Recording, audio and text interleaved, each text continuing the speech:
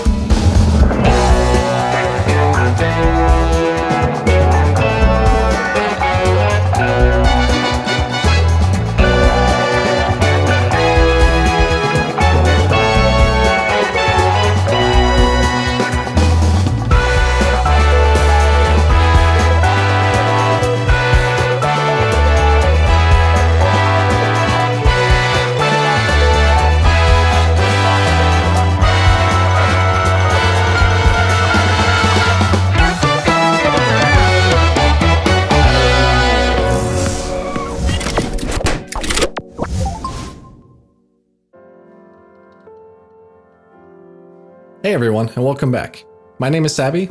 I have over 10 years of professional coaching experience and a master's degree in sports psychology. And by the end of this video, you will learn the physics of wall mechanics, why it is important in order to compete at higher ranks, and how you can go about mastering these mechanics. But before getting into the video, if you're serious about taking your game to the next level, then consider booking a coaching session with either myself or one of the other coaches on GamersRdy. GamersRdy offers a large variety of specific courses, including a brand new course from Rizzo on essentials of improving that you guys should definitely go ahead and check out. All the information can be found in the description below. Let's get into the video. Playing off the wall can be highly beneficial, and mastering this skill early will certainly give you an edge over the competition. Being comfortable playing off the wall allows you to get into the air faster, use less boost, and it opens up more angles of play that were not otherwise available.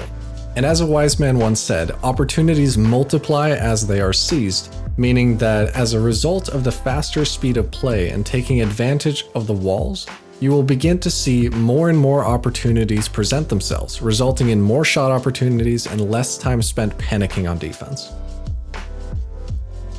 The first thing we must understand is how our car behaves differently on the walls. There are a few things that you need to keep in mind when looking to make a play off the wall. Number 1.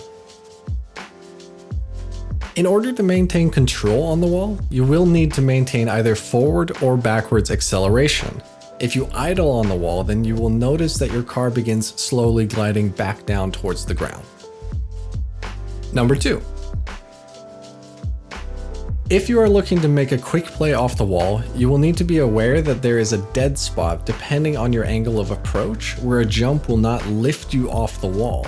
Because the wall is curved, if you jump too early, you will end up jumping from one part of the curve to another rather than lifting or pushing your car away from the wall. There's an easy visual cue to look for when approaching the wall. All around the arena, there will be advertisement banners. These are placed on the flat portion where the sidewall begins, and the good rule of thumb is to wait until you are at or above this line before attempting to jump off the wall. The same thing applies for when trying to make a play when driving down from the wall, but this time you want to start your jump before passing these banners to avoid your car sticking to the wall, leaving you confused as to why your jump didn't actually do anything. Number 3. Something that a lot of players don't realize when going for plays off the wall is that starting a dodge in any direction will immediately stop all of your vertical momentum. This means that you can be very accurate with your touches off the walls when dodging, but you also need to make sure that you are at the correct height first. Otherwise, you run the risk of floating past the ball as you watch your opponent score an open net. A very simple drill you can do in free play is to begin by getting a feel for how far away from the wall you're capable of playing with a variety of jumps and dodges. For example, begin by driving up the wall and performing a single jump, taking note of how far away from the wall you land. Then repeat this process with a double jump, and finally while dodging.